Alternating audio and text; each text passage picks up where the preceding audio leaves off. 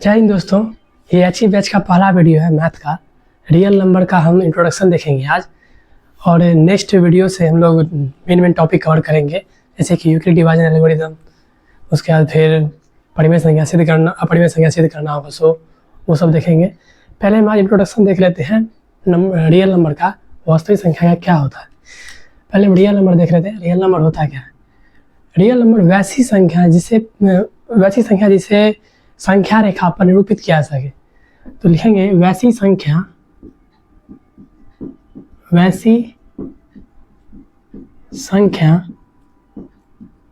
जिसे संख्या रेखा पर निरूपित किया जा सके। वैसी संख्या जिसे संख्या रेखा पर निरूपित किया जा सके।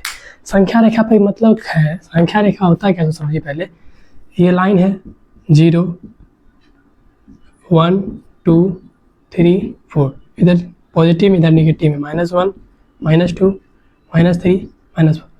मतलब कि निगेटिव में हो या पॉजिटिव में हो या 0 हो, या आपको जैसे निगेटिव में जैसे -2/4 कहाँ पे बात है, इस रेंज में होगा -2/4। उसके बाद 4 नेगेटिव वाले में होगा, 4/6 पॉजिटिव वाले में होगा। उसका जैसे हम ले लेंगे √2, तो √2 पॉजिटिव में है तो पॉजिटिव में हो जाएगा √2 कहीं पे। उसके बाद फिर ले लेंगे जैसे 2.6, तो वो 2.5 के बाद 2.6 आएगा, तो वो हो जाएगा। मतलब संख्या रेखा पर कोई भी ऐसा संख्या हो जो संख्या रेखा पर निरूपित किया जा सके, वो क्या कहलाएगा? रियल नंबर, वास्तविक संख्या कहलाएगा। अब हमें वास्तविक संख्या में पढ़ना क्या है? हमको बेसिकली वास्तविक संख्या में पहला जो है वो हमको पढ़ना है परिमेय संख्या। परिमेय संख्या, और दूसरा पढ़ना है हमको अपरिमेय संख्या। अपरिमेय संख्या। तो अब ये बात याद रखना है, कोई भी रियल नंबर परिमेय संख्या होता है और अपरिमेय संख्या, दोनों में से कोई भी परिमेय हो सकता है, वो क्या कहलाएगा? Real number. मतलब हर एक परिमेय संख्या रियल नंबर होगा और हर एक अपरिमेय संख्या रियल नंबर होगा। परिमेय संख्या हो जाएगा रेशनल नंबर, इंग्लिश में रेशनल नंबर, और ये हो जाएगा इरेशनल नंबर। अब इसमें हम देख लेते हैं पहले परिमेय संख्या होता क्या है, तो इसको पहले इरेज कर लेते हैं। और देखिए इसमें पहले हम देख लेते हैं पहला नंबर परिमेय संख्या। परिमेय संख्या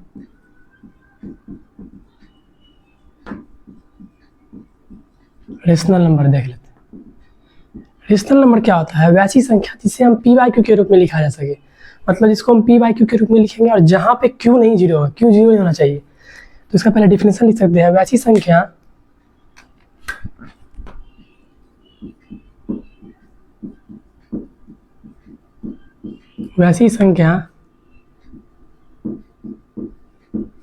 जिसे हम p/q के रूप में, तो वैसी संख्या जिसे p/q के रूप में लिखा जा सके। वही संख्या जिसे p/q के रूप में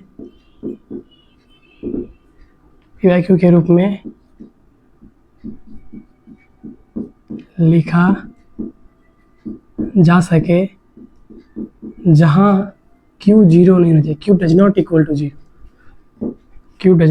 टू 0। मतलब कि p/q के रूप में, मतलब बाई के रूप में, फ्रैक्शन के रूप में होना चाहिए। 2/6 एक फ्रैक्शन है, p/q के रूप में है, ये p/q के रूप में है, और q के जगह पे 0 लेना है, तो ये क्या हो जाएगा? परिमेय संख्या हो जाएगा। अब जैसे हम एग्जाम्पल के तौर पे हम लिख देंगे, 7 क्या है? 7 एक परिमेय संख्या है, तो बोलेंगे हाँ है, क्योंकि हम 7 को नीचे में नहीं कुछ तो 1 दे सकते हैं, और 7/1 p/q के फॉर्म में है और q 0 नहीं है, तो यहाँ पे ये क्या हो जाएगा? 7 क्या हो जाएगा? परिमेय संख्या हो जाएगा। अब यहाँ पे जैसे हम लेंगे 2.64 परिमेय संख्या है, तो है, इसको हम डेसिमल को हटा देंगे। डेसिमल हटाएंगे तो नीचे में 1 और 2 तो कितना हो जाएगा? 264/100। तो p/q के रूप में इसको फॉर्म में बदल दिए, तो ये भी एक क्या हो गया? परिमेय संख्या हो गया। लेकिन इसी के जगह पे हम जैसे दे देंगे 2.467, और यहाँ पे ऐसे दे देंगे। मतलब ये जा रहा है, ये जो है ये कंटिन्यूस जा रहा है, ये कोई भी संख्या कंटिन्यूस जा रहा है। तो यहाँ पे क्या होगा? जो हमें पता ही नहीं रहेगा जो ये डेसिमल आने के बाद कितना संख्या और कितना जीरो हम नीचे देंगे, उनको पता ही नहीं रहेगा। इसीलिए ये संख्या अपरिमेय संख्या कहलाएगा। और जैसे यहाँ पे हम एक क्वेश्चन है 2.467 है और इस 2 पे रेकरिंग दे, इसको बोलते हैं रेकरिंग। अब यहाँ पे क्या होगा 2.4 और 6-7 पे रेकरिंग है, यानी 6-7 यहाँ से हम क्या होगा कंटिन्यूस, यहाँ से 6-7 कंटिन्यू जाता ही रहेगा। तो यहाँ पे ये भी क्या हो जाएगा अपरिमेय संख्या हो जाएगा, क्योंकि इसको हम PYQ के फॉर्म में रूप में नहीं बदल सकते हैं, क्योंकि यहाँ पॉइंट हटाएंगे नीचे में कितना जीरो आएगा नहीं आएगा वो हमको पता ही नहीं चलेगा। और PYQ के रूप में बदलेंगे, बस इसको आगे बदलने के लिए हम बताएंगे आगे कैसे बदलना जाता है, वो आगे देखेंगे।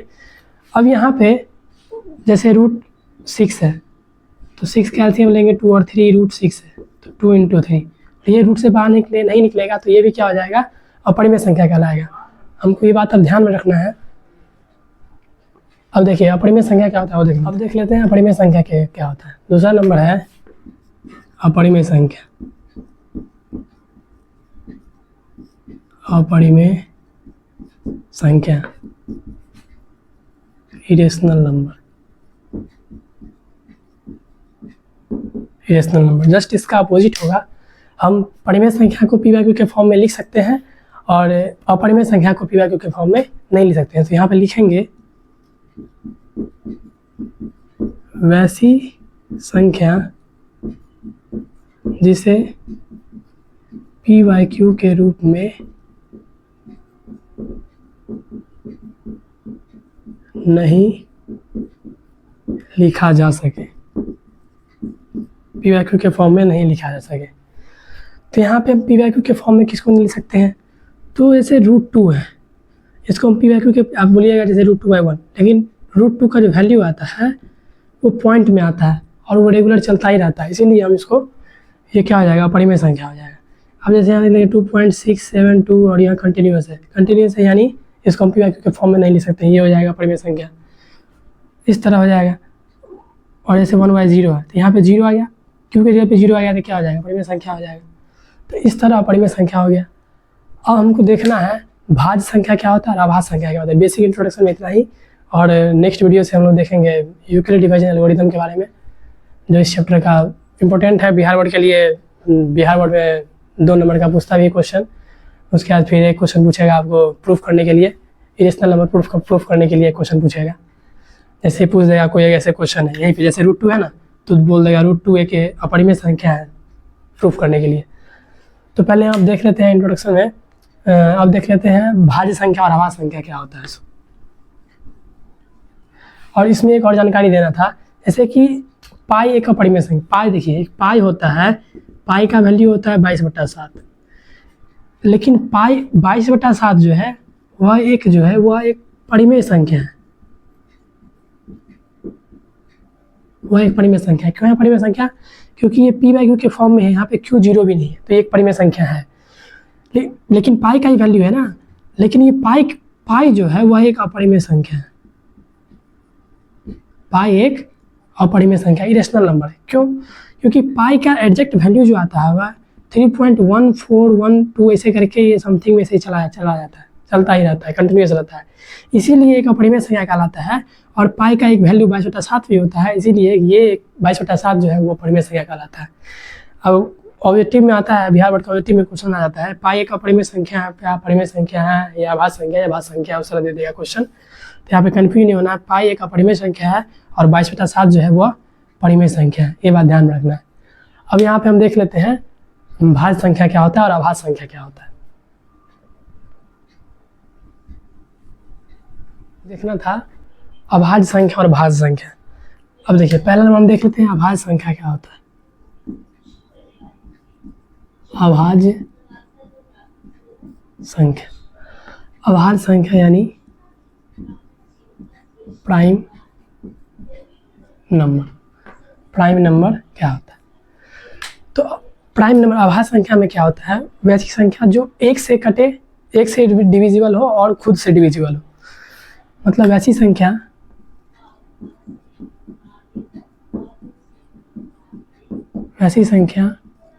जो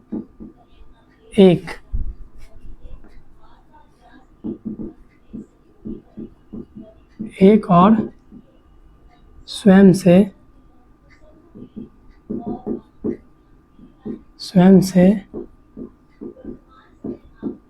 विभाजित हो। वैसी संख्या जो एक और स्वयं से विभाजित हो, मतलब एक से कटेगा, एक से डिविजिबल होगा और स्वयं से डिविजिबल होगा। जैसे कि हम एग्जाम्पल के तौर पे ले लेंगे हम इसमें एग्जाम्पल के तौर पे जैसे हम 5 है, 5 जो है एक से कटेगा, 2 से नहीं कटेगा, 3 से नहीं कटेगा, 4 से नहीं कटेगा, सिर्फ सीधा जाके ये किससे कटेगा, 5 से कटेगा। तो एक से है डिविजिबल और से ओनली खुद से डिविजिबल है। तो ये हो गया। उसके बाद ले लेंगे 7 हो गया। अब जैसे 9 है, 9 जो है 1 से डिविजिबल है, 9 से भी डिविजिबल है और यहाँ से एक बीच में आया तो 3 से भी डिविजिबल है। तो ये अभाज्य संख्या नहीं है, ये भाज्य संख्या हो जाएगा, ये भाज्य संख्या हो जाएगा।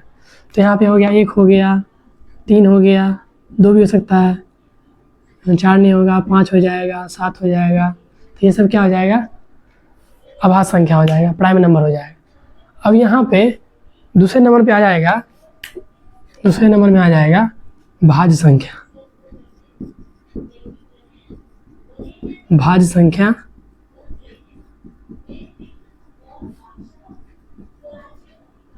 कंपोजिट नंबर आ जाएगा। अब कंपोजिट नंबर में क्या होगा, यहाँ पे क्या हो रहा था, एक से कट रहा था और खुद से कट रहा था। और इसमें क्या होगा, भाज्य संख्या में एक से भी कटेगा, खुद से भी कटेगा और दूसरे नंबर कोई अदर नंबर से भी कट जाएगा। जैसे कि यहाँ पे अभी 9 देखे थे, 9 जो एक से भी कट रहा था, खुद से भी कट रहा था और एक अदर नंबर 3 डिजिट से भी कट रहा था। कोई अलग से भी कट सकता है, वो क्या कहलाएगा, भाज्य संख्या कहलाएगा। जैसे हम लेंगे यहाँ पे 12 लेंगे, 12 जो है वो 1 से भी कट रहा है, 2 से भी कट रहा है, 3 से भी कट रहा है, 4 से भी कट रहा है, 6 से भी कट रहा है, उसके बाद फिर 12 से भी कट रहा है। मतलब एक से भी कट रहा है, खुद से भी कट रहा है और अदर नंबर से भी कट रहा है। तो ये क्या कहलाएगा, ये क्या कहलाएगा, भाज्य संख्या कहलाएगा, कंपोजिट नंबर कहलाएगा। ये बात हमको ध्यान में रखना है। तो इसमें लिखेंगे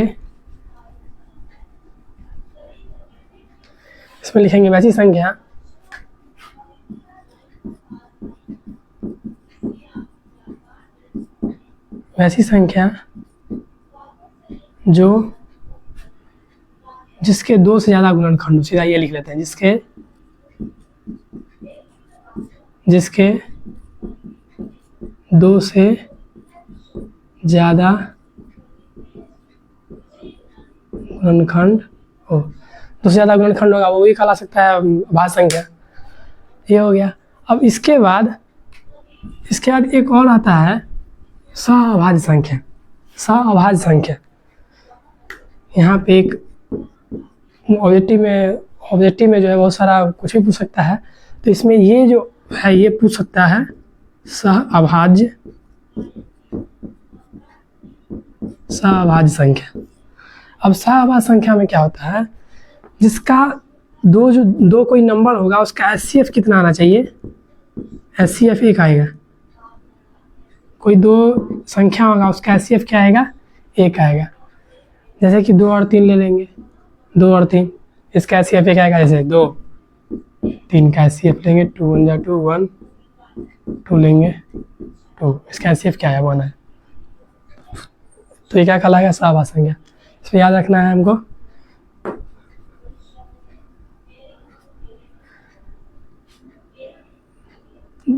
कोई भी दो संख्या का